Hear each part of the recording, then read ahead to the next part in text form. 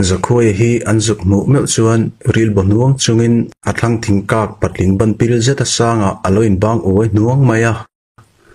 noka birla atom munmuna a or thler vek chungin alo thi phar huang maya ani noka hi darkul hian a khoinat em wangin athi sen te chu aperna salea rilwa anni pani ruang chu meipui che nanin an han mut rem tira heti pani lain tumpang hi an thi pha tangei nia alanta ka hi zong darkul ti lo tuma hi chazingam lovin helai a hian an meipui che eng enin an thu tangot mai ani darkul lemi pasari te chuan an mei chem thlar enga ra nokale zakoi te ruang chu an en thap renga tuna me hi zong tumpang chal point an ril ru alu to manglo hlea darkul la ain thupnal hlea darkul hian noka a khoinan po hian amilulak chem po mangdu lovin hriam nu ma te la athup me maya avom vir nu ma hi a thlerna sa thei le renga hei hian chem nu ma atilan ngai lo awangin tuma hian darkul hi an ring hlel ho lo ani bera hemi pi lama darkul liam chho zau lai hi tuma hian an hre ho lova tumpang chal ron phin thatamai thom kha ara phlak em awangin tumpang laka himnangot thi an ngai tu ba ka athom khan darkul chevel thom hi a hli ne hle renga zakoyala tiang hian tumpang hian apal hlum chiang lea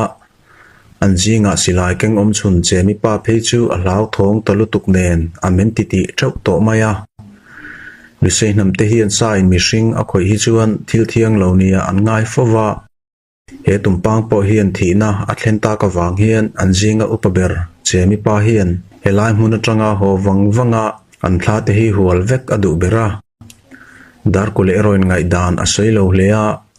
sanglu tale an valu pa kap dur te ho ron thlen hun hi nga phot mai adu thu ero asei ani zanrei fe towa konte vi khun hial towa sanglu tate valu pa kap dur te ho chu an ron thlenga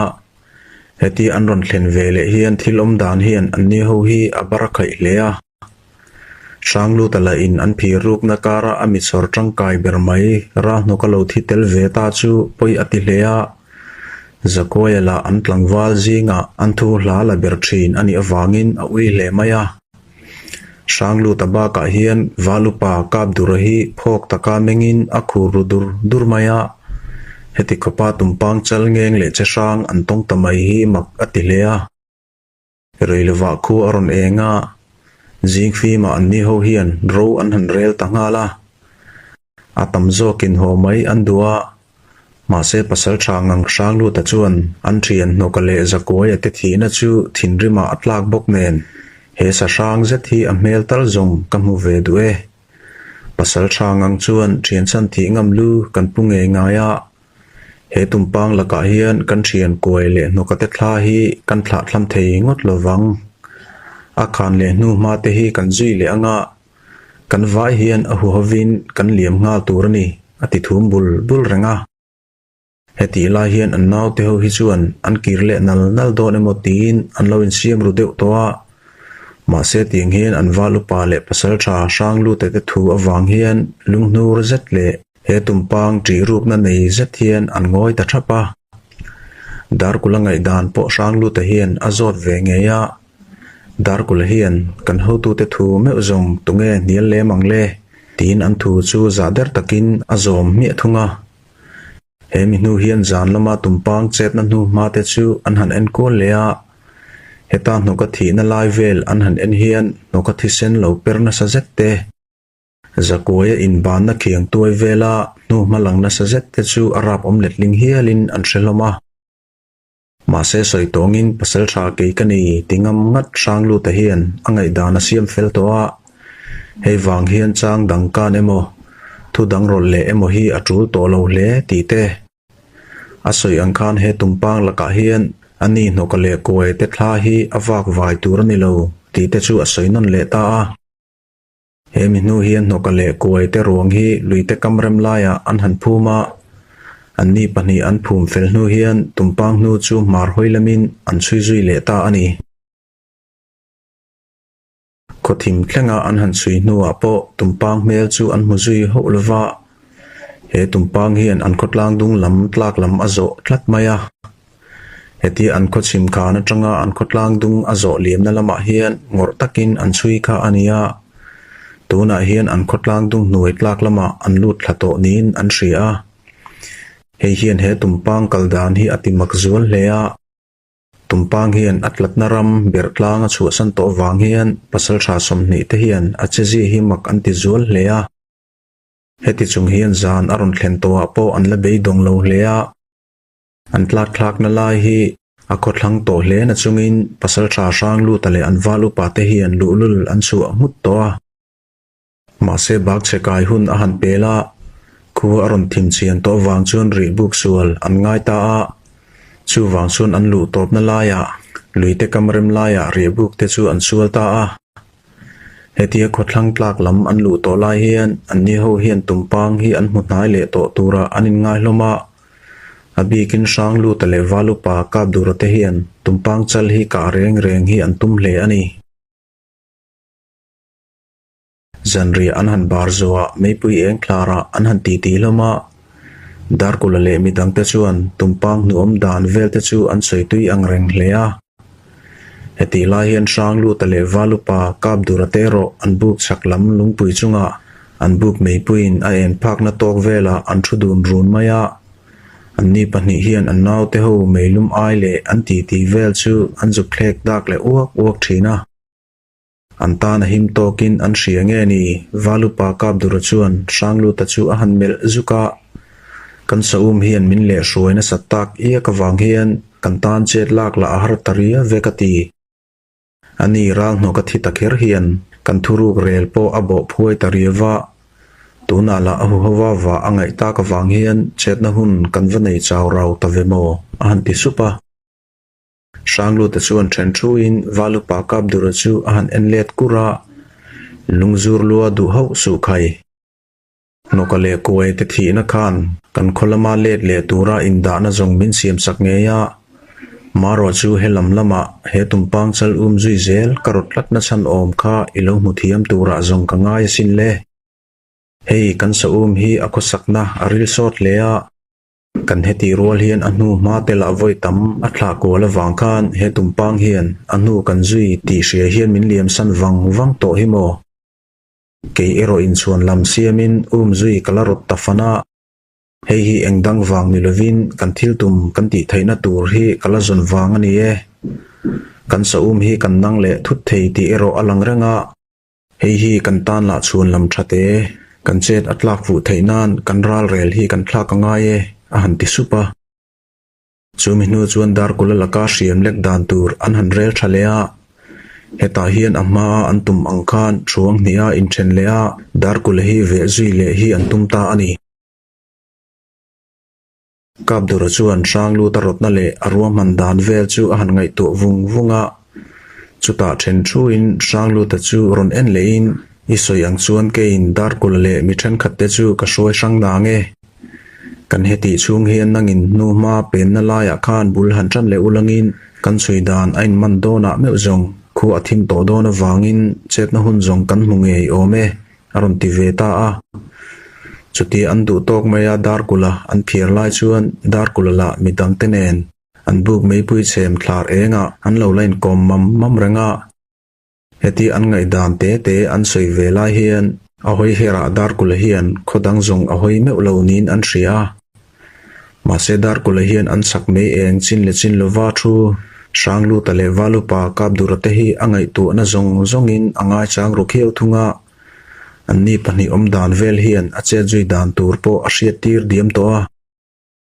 sang lu tate pani hian ama nge hi an phiar to nge yang ti hi arin dan po ania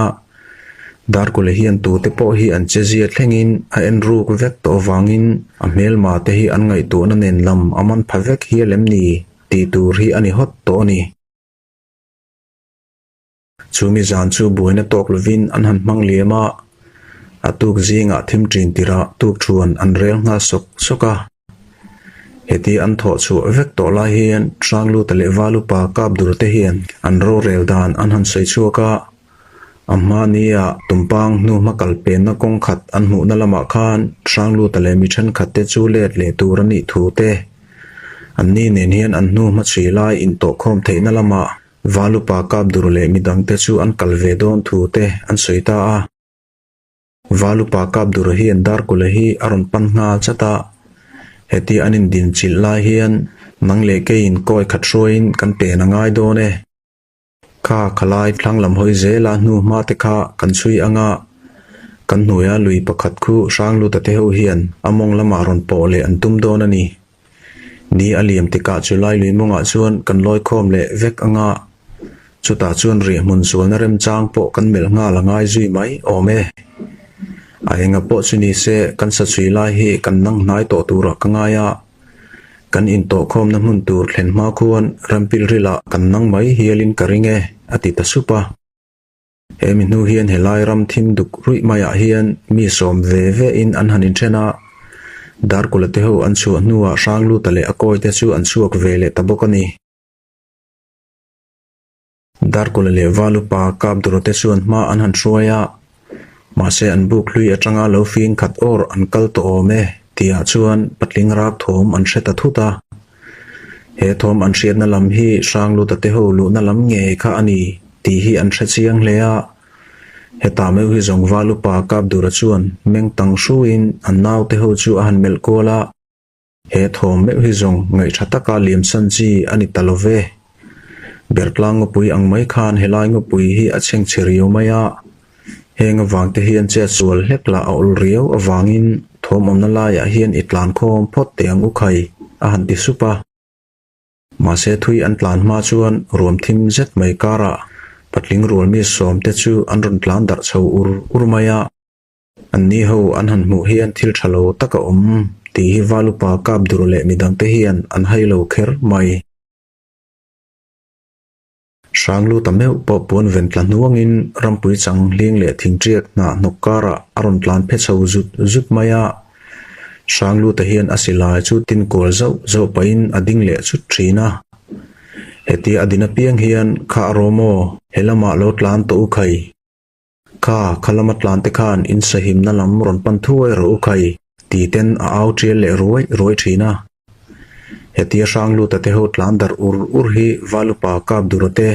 dar kulate ho hian anjuk po mai theibik lova anin kara hian kor thuk zeta tamba ka ruam thuk tak mai le zau zetin adai dang mup maya he wang hian ral tangin tiang hian anjuk thlir deuh top maya anni la in anron mu hlei thailo awangin buana lian tak an to kriavin alangta a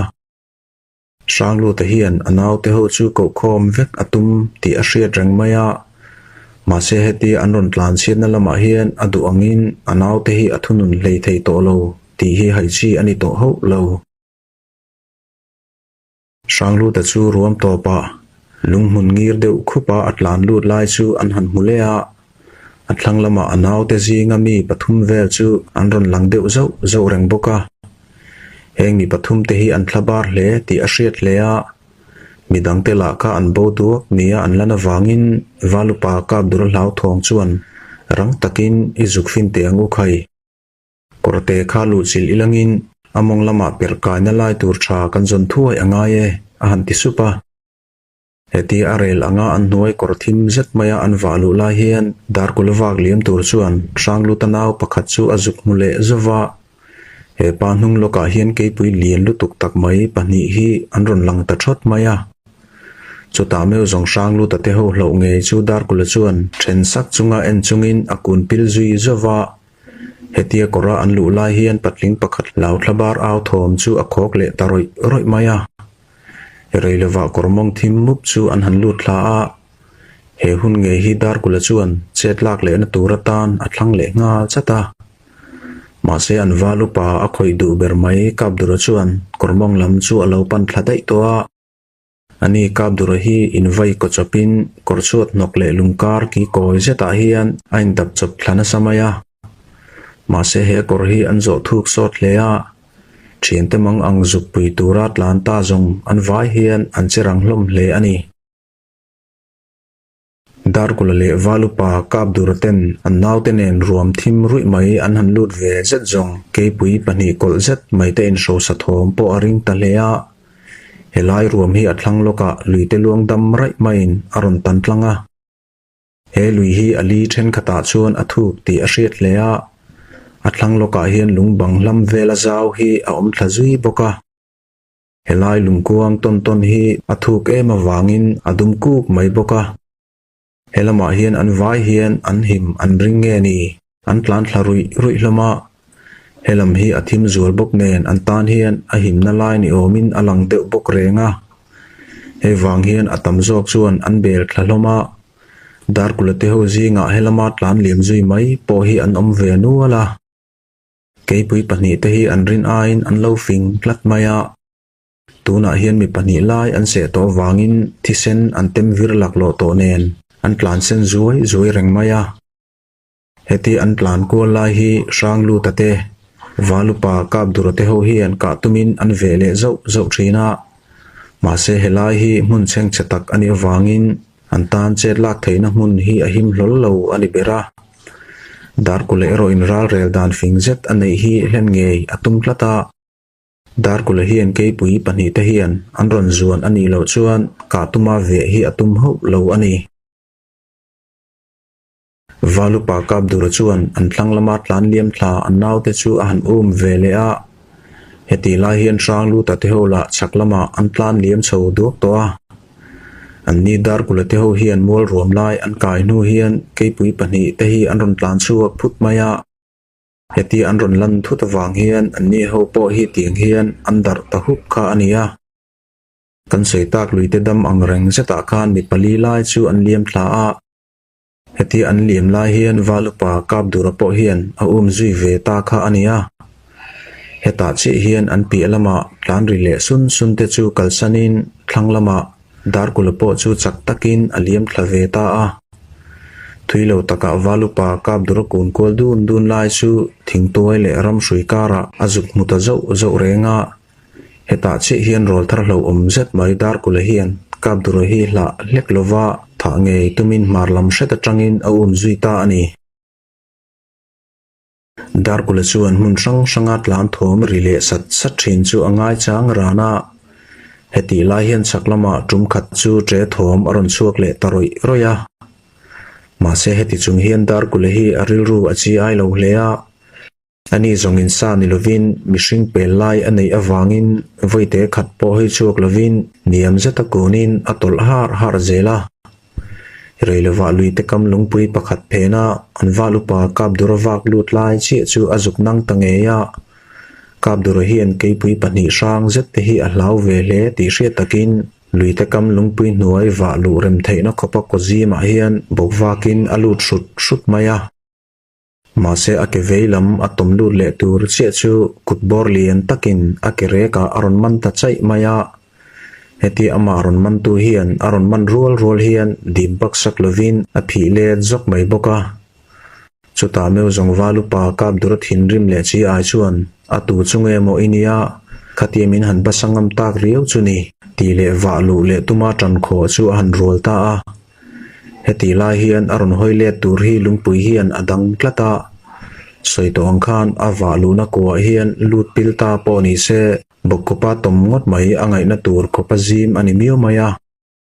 heti walu tuma tan akho le lai hian ama phi tu hian ama ai ma nain aron phi le tangeng maya heta meu hi zong azak khanam huk khopa chiangin azak chin among lam zong chu aron to chu khang tamuk maya heta meu hi zong kun ngal chunga akire ka lo laman tlatu dar kul hi aron mu chiang tangeya heti aron mu rual hian aril ruwa chuan ngai tu chu anei ti hriat taka phok fe aron mengin nang chu atiman chowa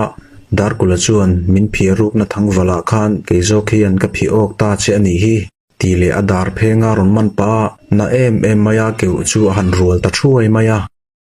chu ta meu zong apian ator ve te nen an khorol thar dar kula thapui ron thok chuan alen leng lop maya heta atluk choi rol hian khai ka dar kul lalngur ko le khole tui thatak eni lo na chu hei ka chiang ta e ti pa ron tho chu han rol le a ma se mak khoparanga dar kula ron vir phele zok chuan chiang mang khengin aron bin rak le tura heta adu tok mayana han vor len le tak lopa hi chuan an thlang lungpher zau zet chunga chuan valupa kap dura chu bekdam dukin abok zal ta der maya hetia lungphera dar kulan akeuna wanga abek asodam duk to chum hian kap dura hian engama soitumin aka ala ang chup renga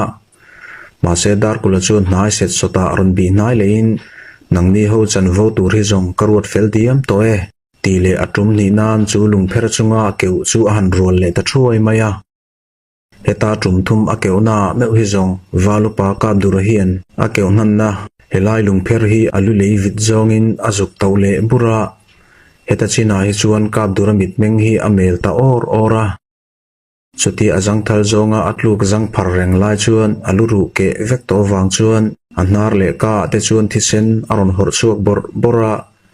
ake te chu lungpher liama chuan oi thlazu chungin akhong khur ta dut maya chuti athi sual khur luk reng chu dar kula chuan aron pukang le nola heti aput vok nu hian athlang maya luili dum kuk mailama chuan apuliam thlata a heti anwalu paruang aput liam lai hian mun tin chu amit thazet chuan ahoi kolin amel kol zau reng boka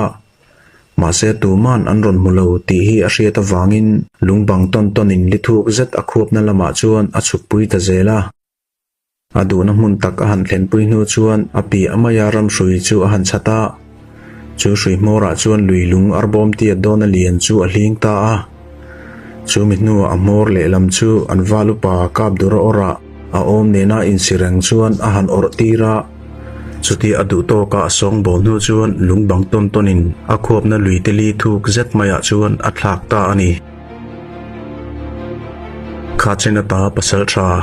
kokata pomi te za kopa anlalngur kol point alo vullen sanglu tale midang te chu chaklama an plan ri dur renga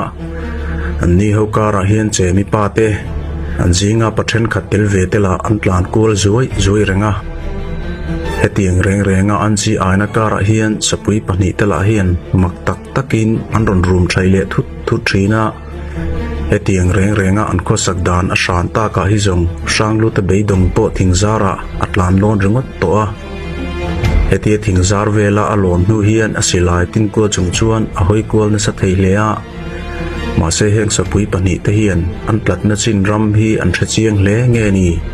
an ta na mu thei si lo na atangin an ron dak suak le phut trina heti an ron plan chu lai la hian ka manin anin lar zui du reng lo maya e an ko sakdan hi dar kula tak ngel point mak ati ve viu mai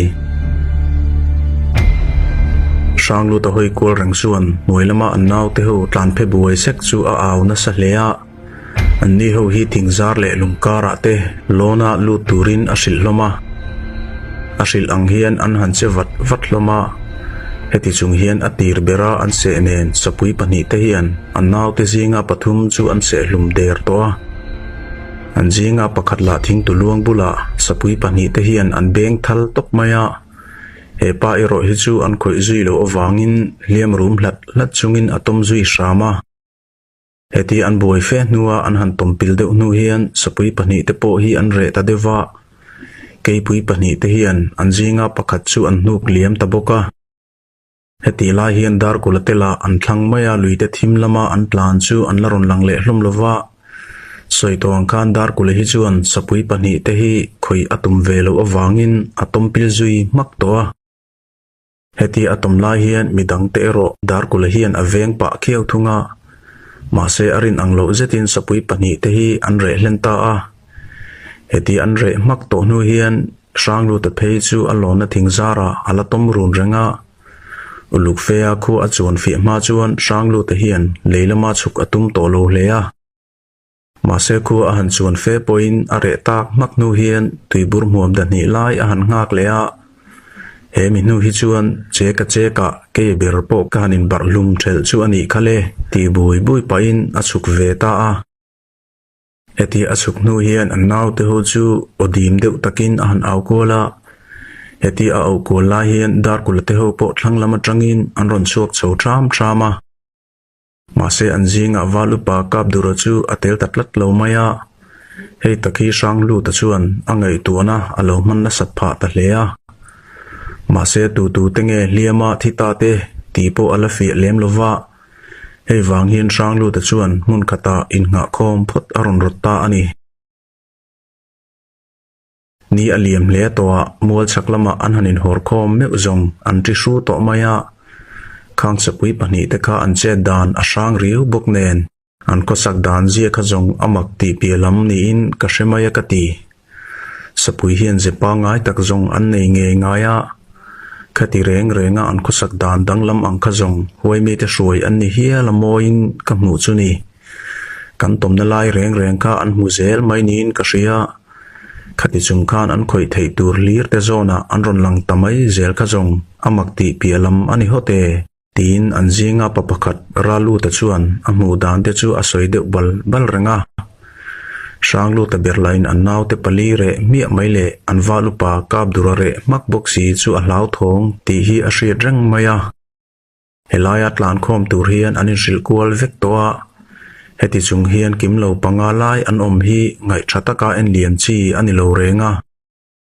chu mai ba ka ra la ka po che buai ngai manglo an walu pa kap dura ber kher abo dai mai chu sanglu ta chuan mak ati zol hleya tuna la khu atlai lam towa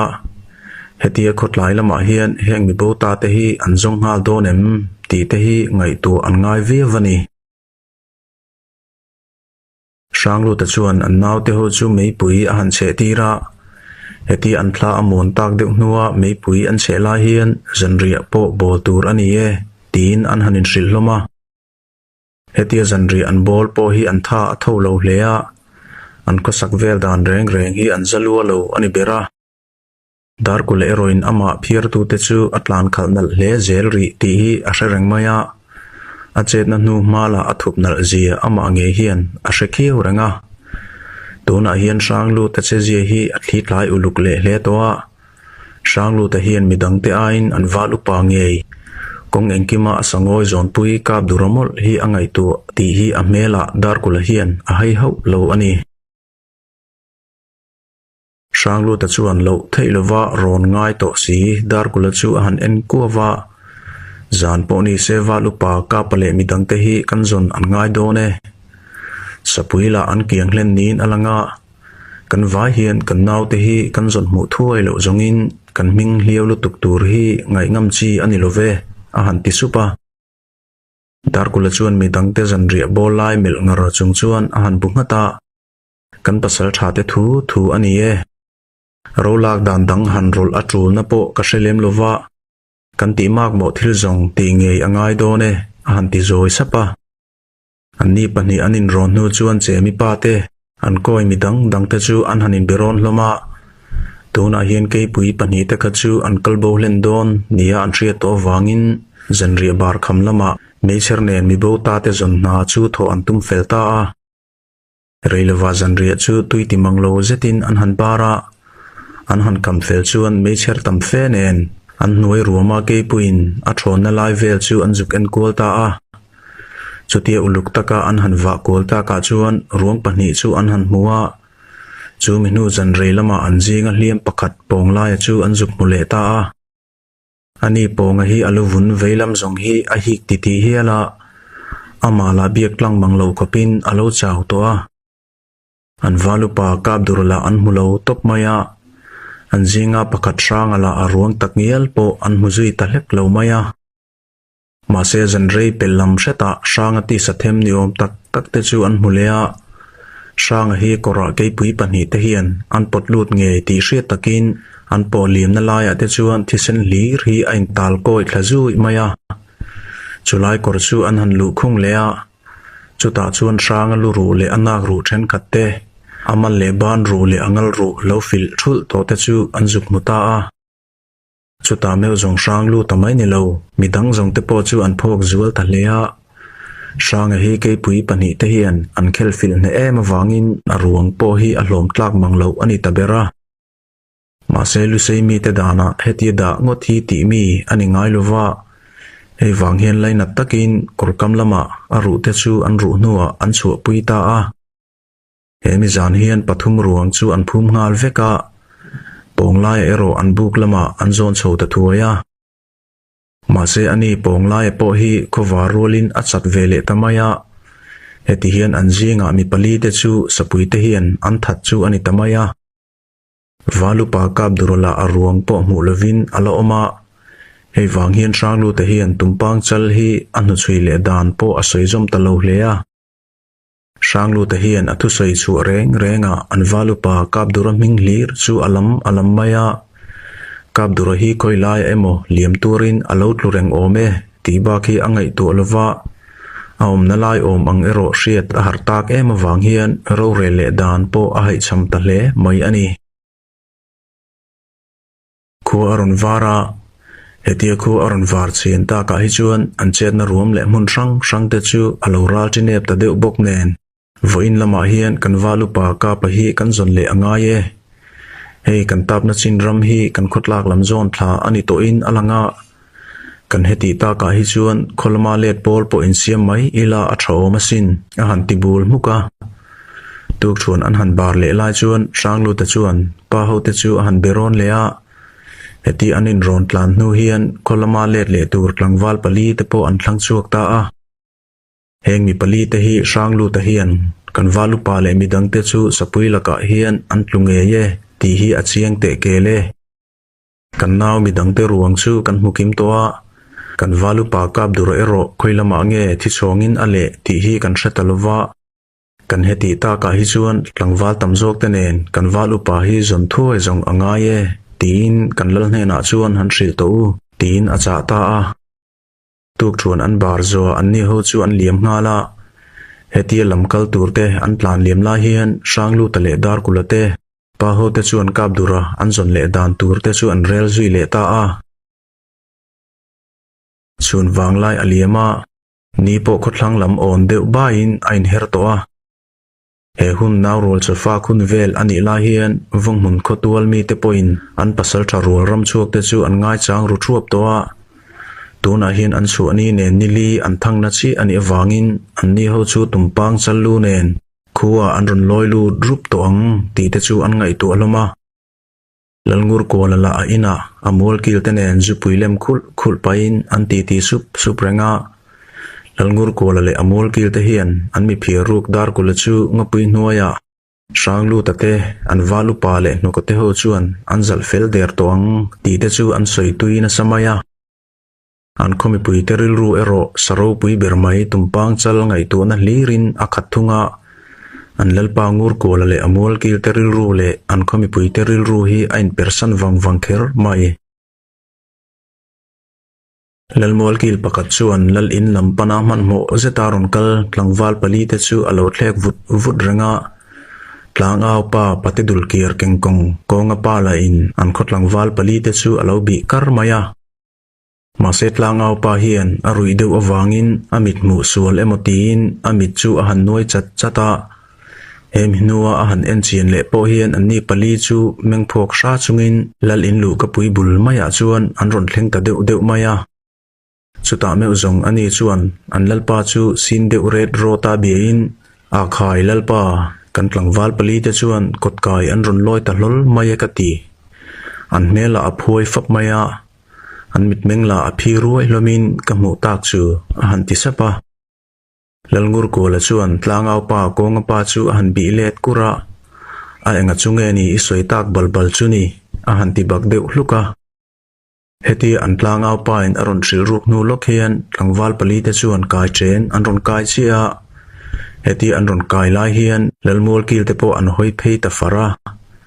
tlangwal pali te la in lal in kong ka pui chu an ron dak lut ngal fara an ni hi lalngur ko la hian alo hui vut nuwa an ron lut ta a